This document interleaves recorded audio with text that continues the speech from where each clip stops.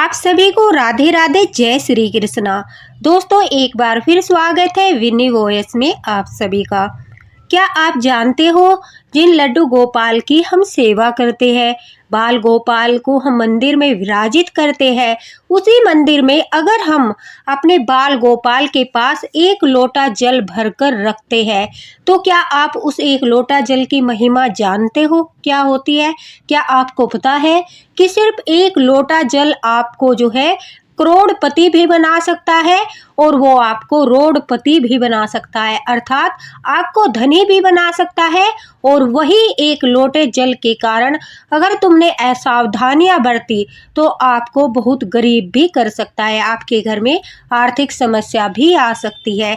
तो आज इसी से जुड़ी एक बिल्कुल सत्य लीला कथा मैं आप लोगों के साथ शेयर करने वाली हूँ। साथ ही साथ उस एक लोटे जल का क्या करना चाहिए, किस तरह से उसका सदुपयोग करना चाहिए और किस तरह से हमें क्या सावधानी बरतनी चाहिए, वो सब इस वीडियो के माध्यम से आपको पता चलेगा।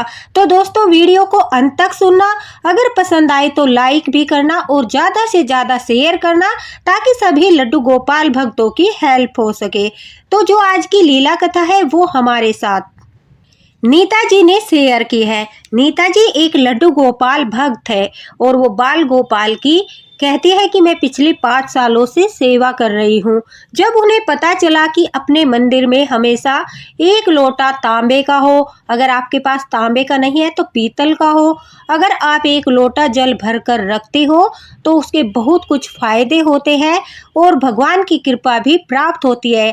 आपके घर में सकारात्मक ऊर्जा का वास होता है और घर से बीमारियों कोसों दूर चली जाती है।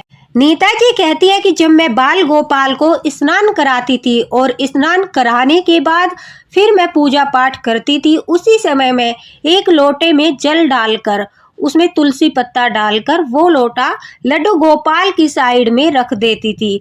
न मुझे दिशा का ज्ञान था और न ही मुझे यह ज्ञान था कि अब अगले दिन उस लोटे के जल का हमें क्या करना है। बस मैंने सुना और मैंने जल भर के रखना शुरू कर दिया। अब अगले दिन वो सारा जल जिस प्रकार से लड्डू गोपाल के स्नान का जल मैं तुलसी के पौधे में डालती थी, उसी प्रकार से वो लोटे का जल भी मैं तुलसी जी में डाल देती थी और दूसरा जल भरकर दोबारा से बाल गोपाल के मंदिर में रख देती थी। इसी तरह करते करते जब मुझे 1 महीना हो गया बाल गोपाल की सेवा करते करते और इस तरह से जल भरकर लोटा मंदिर में रखने से, तो धीरे धीरे जो है घर में अजीब सी फीलिंग होने लगी। बीमारियों ने घर में प्रवेश करना शुरू कर दिया। अक्सर जो है मेरे हस्बैंड की तबीयत खराब रहने लगी, बच्चों की तबीयत खराब रहने लगी।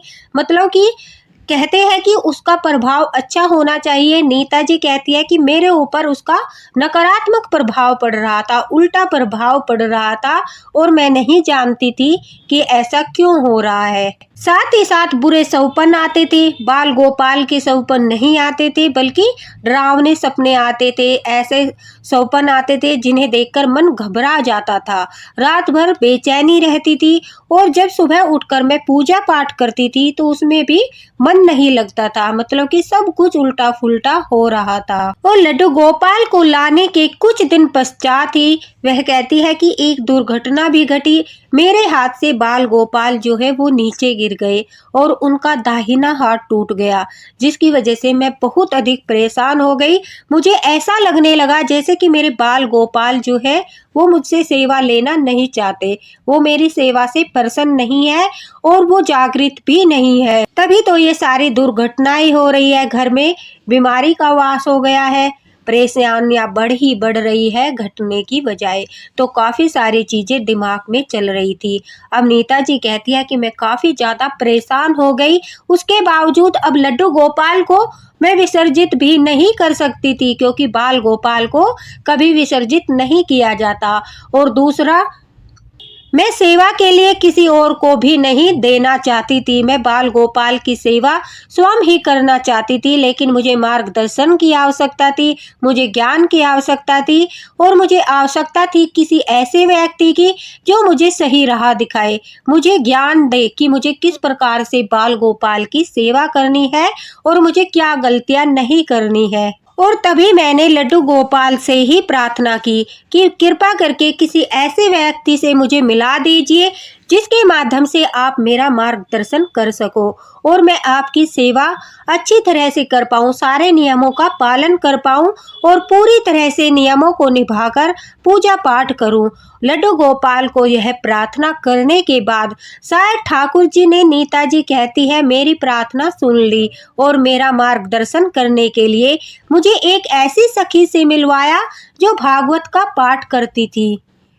वो ज़्यादा फेमस तो नहीं थी, लेकिन कहीं कहीं पर वो भागवत में जाकर पाठ करती थी, कीर्तन करती थी। उन्हें लड्डू गोपाल की सेवा में काफ़ी कुछ पता था, उन्हें पूजा के नियमों के बारे में भी काफ़ी कुछ ज्ञान था। अब नीता जी कहती है, मैं उन्हें एक दिन अपने घर पर लेकर आई और घर पर लाने के बाद अपना मंदिर दिखाया, अपने बाल गोपाल दिखाए और उन्हें सारे तरीके बताए जिस तरीके से मैं पूजा पाठ करती थी। तभी नीता जी कहती है कि बाल गोपाल की कृपा से वो जल वाली बात भी मैंने उन्हें बताई कि मुझे पता चला था कि बाल गोपाल के पास जल का लोटा भरकर रखने से घर में सुख समृद्धि आती है, सारी घर की नेगेटिव एनर्जी चली जाती है और केवल पॉजिटिव एनर्जी का संचार होता है। इस कारण से मैं हमेशा जल भरकर रखती हूँ और सुबह के समय उसे तुलसी के पौधे में डाल देती हूँ, फिर से दूसरा जल भरकर रखती हूँ। तभी लड्डू गोपाल की कृपा से नीता जी का मार्गदर्शन उनकी सखी ने किया। तो दोस्तों, वो सारी बातें मैं भी आप लोगों के साथ शेयर करना चाहती हूँ। देखिए, जो हम लड्डू गोपाल के पास एक लोटा जल भर कर रखते हैं और उसे अगले दिन ही उठाते हैं, मतलब कि ना पूरा दिन और पूरी रात उस लोटे को हम मंदिर में ही रहने देते हैं, उसमें तुलसी का पत्ता डालकर, तांबे का होता है तो बहुत अच्छा होता है, अगर आपके पास तांबे का लोटा नहीं है तो आप पीतल का भी रख सकते हो। उसका सबसे बड़ा फायदा यह होता है कि जो हमारे मंदिर में प्रतिमाएं होती है, विग्रह होते हैं, वो कभी भी खंडित नहीं होते, क्योंकि जो जल हम भरकर रखते हैं वो शीतलता का रूप होता है। जब हम विग्रह में प्राण प्रतिष्ठा करते हैं तो आपने देखा होगा वहां पर हम जल का लोटा भरकर अवश्य ही रखते हैं, किसी भी पात्र में हो चाहे, हम जरूर पानी रखते हैं, क्योंकि उसमें बहुत अधिक ऊर्जा का संचार होता है और जिस वजह से जो है, जब हम प्राण प्रतिष्ठा करते हैं तो बहुत अधिक ऊर्जा का संचार होता है। तो जो ऊर्जा का संचार होता है वो इतना अधिक प्रबल होता है जिसके कारण विग्रह चटकने की, विग्रह खंडित होने की संभावना रहती है। अगर हम वहां पर जल का लोटा भरकर रख लेते हैं तो कहते हैं कि वो जल के लोटे के प्रभाव से उस ऊर्जा को समाहित होने में मदद मिलती है, तो उस एनर्जी को अपने अंदर सोख लेता है और जितनी एनर्जी हमारे विग्रह में जा सकती है उतनी एनर्जी ही विग्रह में जाती है, जिस कारण से हमारा विग्रह जो है वो जागृत हो जाता है। तो ये बहुत गहराई की बातें होती है। दूसरा, जो जल हम भरकर रखते हैं, जैसे कि हमने पूजा के लिए बाल गोपाल को स्नान कराया, उसके बाद बाल गोपाल का श्रृंगार किया, उन्हें भोग लगाया, उनके पास जल का लोटा भरकर रख दिया, तो हमें एक छोटा सा और लोटा भरकर अलग से बाल गोपाल के लिए रखना चाहिए। जब हम पूजा करके उठते हैं दोस्तों, उस समय जो हमने दूसरा लोटा जल का ठाकुर जी को जल पान कराने के लिए रखा है, जल पिलाने के लिए रखा है, उस लोटे के जल को उठाकर उससे हमें आचमन करना चाहिए और दूसरा लोटा वहीं पर छोड़ देना चाहिए, जो रात भर वहीं पर रहेगा, पूरा दिन वहीं पर रहेगा। अगले दिन उस जल को आपको तुलसी के पौधे में भूलकर भी नहीं देना है, न ही समी के पौधे में वो जल डालना है। आप अतिरिक्त पौधों में उस जल को डाल सकते हो। अगर आपके पास अतिरिक्त यानी तुलसी के पौधे और समी के पौधे से अलग पौधे नहीं है तो आप अपने मेन गेट के दोनों तरफ उस जल को डाल दीजिए। तुलसी के पौधे में भूल कर भी वो जल नहीं डालना है। शास्त्रों के अनुसार कहते हैं उस जल को तुलसी में डालने से अशुभ परिस्थितियां आ सकती है, जीवन में मुश्किलें बढ़ सकती है, आर्थिक समस्याएं आ सकती है, इसलिए वो हमेशा दूसरे पौधों में डालना चाहिए। अगर दूसरे पौधे नहीं है तो आपको अपने द्वार पर दोनों तरफ डालना चाहिए। और जो लड्डू गोपाल के पास आप पूजा के समय जल रखते हो, दूसरे लोटे में जो जल रखते हो, उसे आपको आचमन करना चाहिए। कहते हैं कि आचमन हमेशा 3 बार करना चाहिए, जिससे मन और हृदय की शुद्धि होती है। और जब आप उस जल से आचमन करते हो तो आप ओम नमो भगवते वासुदेवाय नमः, ओम नारायणाय नमः, इस तरह से जाप करते हुए आचमन कीजिए। यानी अपनी हथेली पर जल लीजिए और आचमन कीजिए। उसके बाद अपने हाथों से अपने कानों को स्पर्श कीजिए, अपने मस्तिष्क को स्पर्श कीजिए और प्रणाम कीजिए। कहते हैं दाहिने हाथ के अंगूठे से मुंह को स्पर्श करने से अर्थवेद की तृप्ति होती है। आचमन के बाद अगर हम अपने जो है मस्तिष्क पर अभिषेक करते हैं तो इससे भगवान शिव भी प्रसन्न होते हैं। ऐसा माना जाता है कि आचमन करने के बाद दोनों आंखों को छूने से सूर्य भगवान प्रसन्न होते हैं और नासिका को यानी नाक को छूने से वायु तृप्त होती है और कानों को छूने से हमारी सारी ग्रंथियां जो होती है वो तृप्त होती है। आचमन जो है केवल 3 बार करना चाहिए। और जो बाकी का जल बचता है उससे आप घर के सभी सदस्यों को थोड़ा थोड़ा जल जो है प्रसाद के रूप में दे सकते हैं। जो लड्डू गोपाल के पास आपने पूजा के समय जल रखा है उसे किसी पौधे में नहीं डालना है, बल्कि सभी व्यक्तियों को, घर के सभी व्यक्तियों को आचमन करने के बाद या तो फिर वो भी आचमन कर सकते हैं या फिर आप उन्हें प्रसाद के रूप में नॉर्मल ही आप उन्हें थोड़ा थोड़ा सा जल प्रसाद के रूप में दे सकते हैं।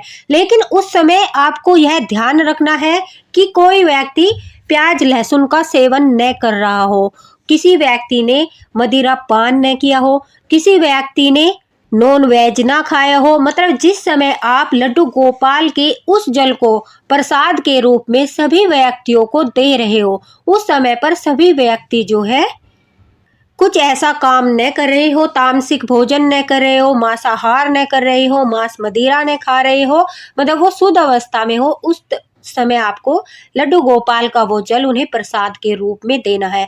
कहते हैं जो बाल गोपाल के पास हम पूजा के समय जल रखते हैं और उस जल को प्रसाद के रूप में सभी के फैमिली मेंबर को यानी प्रसाद के रूप में देते हैं, तो कहते हैं वो उनके संकटों को हरने वाला होता है, उनके दुखों को दूर करने वाला होता है और उनके ऊपर आई विपत्तियों को टालने वाला होता है। वो भगवान का भोग लगाया हुआ जल होता है, जिसे पीने से, जिसे आचमन करने से हमें प्रभु का आशीर्वाद प्राप्त होता है, लड्डू गोपाल का आशीर्वाद प्राप्त होता है और हमारे घर में हमारे परिवार के सदस्यों के ऊपर लड्डू गोपाल की, ठाकुर जी की कृपा बरसती है। जो लोटा हम वहीं पर छोड़ देते हैं, जिसे हमें अगले दिन उठाना है, उस जल को आप पौधों में डालिए, जैसा कि मैंने बताया। जब आप ठाकुर जी को भोग लगाते हो तो भोग के समय आप जल देना अनिवार्य नहीं है। उस समय आप भोजन के साथ जो है दही दीजिए या फिर पेय पदार्थ के रूप में आप दूध दीजिए, लस्सी दे दीजिए, आपके घर पर जो भी उपलब्ध है वो दे दीजिए। जो लोटा ठाकुर जी के पास पूरा दिन पूरी रात रखा रहता है मंदिर में, उसमें आप तुलसी दल डालकर रखिए, क्योंकि तुलसी दल डालने से वो और भी अधिक पवित्र हो जाता है। और दोस्तों, जितनी भी कहते हैं घर में नेगेटिव एनर्जी होती है, वो सारी नेगेटिव एनर्जी दूर हो जाती है। घर में एकदम बिल्कुल पॉजिटिव एनर्जी आ जाती है। घर में इतना अधिक ऊर्जा का संचार होता है, हमारे मंदिर में भी इतना अधिक ऊर्जा का संचार होता है कि आपका मन पूजा करते समय, आपका मन घर में काम करते समय बिल्कुल भी दुखी नहीं होता, प्रसन्नचित्त रहता है। कुछ सावधानियां होती है जिन्हें हमें सिर्फ बरतना चाहिए। उस लोटे को आपको हमेशा ईशान कोण में रखना है। ठाकुर जी के ईशान कोण में उस जल के लोटे को भरकर रखना है। अब नीता जी को ये सब ज्ञान नहीं था, इसलिए वो क्या करती थी, उन्होंने लोटा भर के रखा ठाकुर जी के सामने, उसे वहीं पर छोड़ दिया और अगले दिन उठाकर उसे स्नान के जल के साथ तुलसी के पौधे में डाल दिया, जिससे घर में परेशानियां बढ़ने लगी, नेगेटिविटी का बहुत अधिक संचार हो गया। उसी के कारण उनके घर में बहुत अधिक परेशानियां आने लगी। लेकिन नेताजी कहती है जब उनका ठाकुर जी ने यह मार्गदर्शन किया, उसके पश्चात उन्होंने बड़ी सावधानी के साथ हमेशा अपने मंदिर में एक तांबे का लोटा भरकर ईशान कोण में रखा और उसी तरह से अगले दिन जो है उसे दूसरे पौधों में विसर्जित किया। और जो ठाकुर जी के पीने का जल था, जो वो पूजा के समय उनके लिए दूसरे लोटे में जल रखती थी, उससे वो स्वयं आचमन करती थी, थोड़ा जल घर में छिड़कती थी और थोड़ा थोड़ा घर के परिवार के सभी सदस्यों को प्रसाद के रूप में देती थी। धीरे धीरे घर में सभी का स्वास्थ्य भी अच्छा हो गया, घर में किसी प्रकार की कोई समस्या नहीं रही और वो कहती है कि हमारे व्यवसाय में भी बरकत होने लगी। सचमुच एक ऐसा चमत्कार देखने को मिला कि कुछ ही समय के पश्चात हमारे घर में ठाकुर जी की कृपा से बहुत अधिक पॉजिटिव एनर्जी का संचार हुआ, ऊर्जा का संचार हुआ, सभी का स्वास्थ्य नॉर्मल हो गया, घर में आर्थिक स्थिति बहुत अच्छी हो गई, माता लक्ष्मी की कृपा प्राप्त हुई। उस दिन से लेकर आज तक नीता जी कहती है कि मैं इसी प्रकार से वो लोटे का जल भरकर रखती हूँ और आचमन भी करती हूँ और अगले दिन जो लोटा दूसरा मैं भरकर ठाकुर जी के पास उनके चरणों के पास ईशान कोण में रखती हूँ, उसे मैं विसर्जित कर देती हूँ। अगले दिन ताजा जल भरकर उसमें तुलसी दल डालकर ठाकुर जी के चरणों के पास दोबारा से रख देती हूँ, वो भी ईशान कोण में। अब इसी प्रकार से करते करते मुझे 5 वर्ष हो चुके हैं। नीता जी कहती है कि इन 5 वर्षों में मैंने अनुभव किया कि सचमुच यह जल कोई नॉर्मल जल नहीं होता, यह एक चमत्कारी जल होता है जिसके कारण हमारे घर की सारी नेगेटिव एनर्जी दूर हो जाती है, हमारा मन शुद्ध रहता है, शांत रहता है, गंदे विचार हमारे मन में नहीं आते, एक तरह से हमारे शरीर की शुद्धि होती है और ठाकुर जी की इस जल के कारण जो है बहुत अधिक बदलाव जीवन में नजर आता है। तो हमेशा आपको ठाकुर जी की पूजा करते समय एक छोटा सा लोटा जल का भरकर वो रखना चाहिए और पूजा की सारी सामग्री जुटाने के बाद, पूजा करने के बाद, आरती करने के बाद, ठाकुर जी की जो है सारी पूजा पाठ जाप सब करने के बाद वहीं पर बैठे बैठे वो जल लीजिए, उसे आचमन कीजिए और फिर थोड़ा जल घर में छिड़क दीजिए, बाकी का जल परिवार के सदस्यों को प्रसाद के रूप में दीजिए। इस तरह से मैं सचमुच आप लोगों को बताती हूँ, अगर आप करो तो देखना दोस्तों कुछ ही समय के पश्चात आपको स्वयं ही फर्क नजर आने लगेगा, आपको स्वयं ही लगने लगेगा कि हाँ सचमुच हमारे जीवन में बदलाव हो रहा है, हमारी आर्थिक स्थिति भी अच्छी हो रही है और हमारे स्वास्थ्य पर भी इसका प्रभाव पड़ रहा है, ठाकुर जी की कृपा हो रही है। ठाकुर जी वो सकारात्मक ऊर्जा बढ़ने के कारण हमारा पूजा में ध्यान लगता है, हम सेवा अच्छे से करते हैं, उसी कारण से ठाकुर जी भी प्रसन्न रहते हैं। कुछ भक्त ऐसे होते हैं जो मंदिर में रखी गए जो है लोटे के जल को इसी तरह से सिंक में डाल देते हैं या फिर फेंक देते हैं, ऐसा बिल्कुल भी नहीं करना चाहिए। सावधानी के साथ उसे पौधों में विसर्जित करना अत्यंत अनिवार्य है। अगर आपके पास पौधे नहीं है तो आप अपने घर के द्वार के दोनों तरफ उस जल को डाल सकते हो। काफ़ी सारे लोगों ने यह प्रश्न पूछा है, सखियों ने भी यह प्रश्न पूछा है कि दीदी जो मंदिर में हम लोटा जल का भरकर रखते हैं ठाकुर जी के सामने, उसका क्या करना चाहिए। तो दोस्तों मुझे लगता है आपको आपके सवालों का जवाब मिल गया होगा कि जो लोटा भरकर हम रखते हैं उसे विसर्जित करना है, जो रात्रि में भी रखा रहता है, लेकिन जो हम ठाकुर जी के लिए रखते हैं, पूजा के समय रखते हैं, उससे हमें आचमन करना है और प्रसाद के रूप में ग्रहण करना है। आशा करती हूँ कि आपको वीडियो पसंद आया होगा, तो इसे ज़्यादा से ज़्यादा शेयर कर देना ताकि सभी लड्डू गोपाल भक्तों को ठाकुर जी की कृपा प्राप्त हो। दोस्तों अगर आपका कोई भी प्रश्न है, आप उसके बारे में जानना चाहते हो, तो आप कमेंट बॉक्स में बेझिझक अपना सवाल पूछ सकते हो, आपको रिप्लाई अवश्य ही मिलेगा। आपके मन में जो भी संशय है, आपके मन में जो भी मतलब कि सवाल उठ रहे हैं, कुछ भी आप पूछना चाहते हो तो आप बेझिझक कमेंट बॉक्स में पूछ सकते हो। ठाकुर जी की कृपा आप लोगों पर बनी रहे और इसी तरह से मेरे साथ जुड़े रहना ताकि आपको अच्छी अच्छी जानकारी लड्डू गोपाल की सेवा से जुड़ी मिलती रहे। लीला कथाओं का आनंद लेते रहिए। इसी के साथ राधे राधे, हरे कृष्णा।